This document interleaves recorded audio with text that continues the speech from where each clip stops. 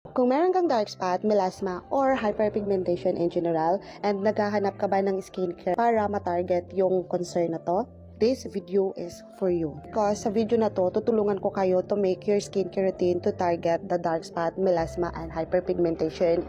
First, start muna tayo sa cleanser. It's come to cleanser, dapat mild lang. So, perfect itong Bella Skin Premium Facial Wash. Kasi meron siyang kojic acid, Jeju Aloe, and niacinamide. Why the reason na kailangan mo to? Kasi ayaw natin na mag-dry and ma-irritate yung mga skin natin. Jeju Aloe help you to protect your skin from dry kasi meron siyang moisturizing. And also, meron siyang niacinamide na alam naman talaga natin na nakakatulong ang niacinamide to lessen your dark spot.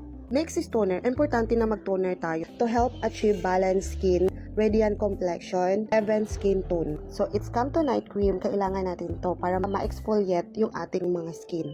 Bakit kailangan mag-exfoliate? To remove dead skin cells. Then last, the sunblock. My favorite sunblock. Alam natin lahat na kailangan talaga natin ng sunblock. Useless yung mga skincare natin pag walang sunblock. Alam nyo yan. Itong sunblock na to, meron na siyang SPF 50 PE+++.